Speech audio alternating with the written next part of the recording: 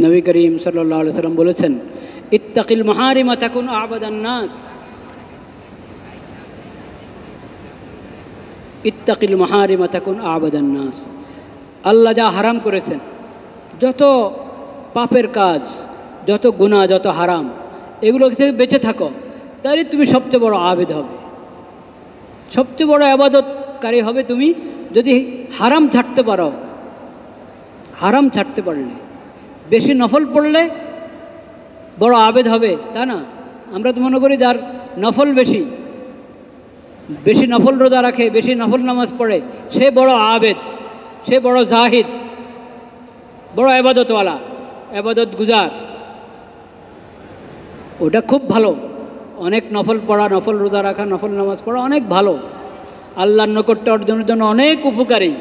কিন্তু এর চেয়ে বেশি গুরুত্বপূর্ণ, বেশি দামি, বেশি জরুরি হলো গুনার কাজ ছেড়ে দেওয়া, নাফরমানি ছাড়ো, আল্লাহর নাফরমানি ছাড়ো, হারাম উপার্জন ছাড়ো, ঘুষ ছাড়ো, সুদ ছাড়ো, জুলুম ছাড়ো, গীবত ছাড়ো, যত অশ্লীল কাজ সব ছাড়ো, গালমন্দ ছাড়ো।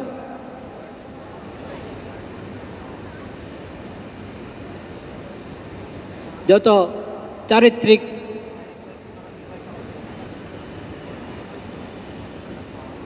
সমস্যা,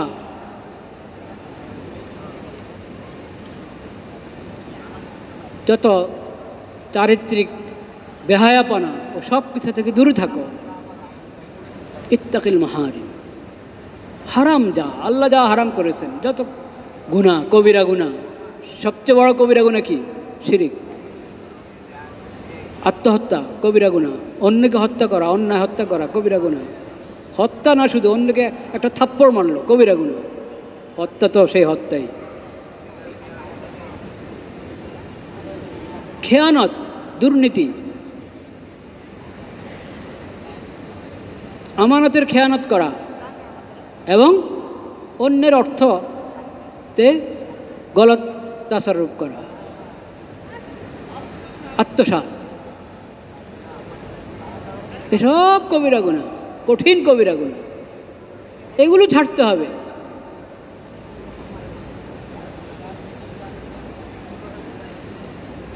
ডিউটি যথাযথ আদায় করলাম না, কবিরা গুনাহ কিনা?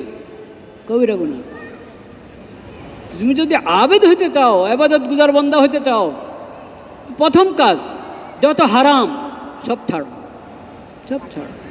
আল্লাহর ফরজ আদায় করো এবং হারাম ছাড়ো। আল্লাহর নৈকট্য অর্জনের সবচেয়ে বড় মাধ্যম আল্লাহর ফরজ আদায় করা এবং আল্লাহ যা হারাম করেছেন তা ত্যাগ করা।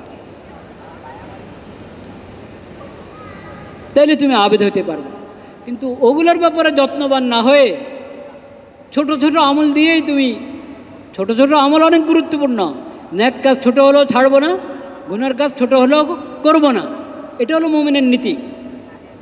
কিন্তু শুধু ছোটোগুলোই করব, ফরজ আদায় করবো না, শুধু সগীরা গুনাহ থেকে বেঁচে থাকবো, কবিরা গুনাহ থেকে বেঁচে থাকবো না, তাহলে কাজ হবে? হবে না। ইত্তাকিল মাহারিম তাকুন আবাদান নাস। আল্লাহ যা ফরজ করেছেন তা আদায় করো, আল্লাহ যা হারাম করেছেন ওটা থেকে বেঁচে থাকো, তাহলে তুমি সবচেয়ে বড় আবেদ হবে। ওয়ারদা বিমা কাসামাল্লাহু লাক তাকুন আগনান নাস, ওয়া আহসিন ইলা জারিকা তাকুন মুমিনা, ওয়া আহিব্বা লিন-নাসি মা তুহিব্বু লিনাফসিক তাকুন মুসলিমা, ওয়ালা তুকসিরিজ যিহকা ফাইন্না কাসরাতা যিহকা তুমিতুল কলব। ইনশাআল্লাহ এই হাদিসের বাকি অংশ আল্লাহ হায়াতে রাখলে পরে বলা হবে। এবং যেহেতু আলোচনা শুরু হয়েছে তাকওয়া সম্পর্কে, আমরা আজকে বুঝতে পারলাম, আমরা এমনও বুঝি, আজকের আলোচনা থেকে হয়তো আরও স্পষ্ট হয়েছে যে তাকওয়ার জিন্দেগি অবলম্বন করতে হলে সবচেয়ে বড় কাজ কি? ঈমানের পরে, ঈমানের পরে সবচেয়ে বড় কাজ আল্লাহ যা ফরজ করেছেন তা আদায় করা, আল্লাহ যা হারাম করেছেন ওটা থেকে কি? বেঁচে থাকা। তাইলে আমাদের জানা দরকার কিনা আল্লাহ কী কী ফরজ করেছেন, এবং জানা দরকার কিনা আল্লাহ কী কী হারাম করেছেন। হ্যাঁ, তো আল্লাহ কোরআনে কী কী ফরজ করেছেন, নবীর মাধ্যমে, নবী করিম সাল্লাল্লাহু আলাইহি ওয়াসাল্লামের মাধ্যমে হাদিস শরীফে আল্লাহ কী ফরজ করেছেন, আল্লাহ কোরআনের মধ্যে কী হারাম করেছেন, নবীর মাধ্যমে আল্লাহ হাদিসে কী হারাম করেছেন, এই সম্পর্কে আমরা জানা দরকার কিনা। আল্লাহ যদি হায়াতে রাখেন আগামী জুমা থেকে এই বিষয়ে আলোচনা শুরু হবে ইনশাআল্লাহ। ওয়া আখিরু দাওয়ানা আলহামদুলিল্লাহি রাব্বিল আলামিন।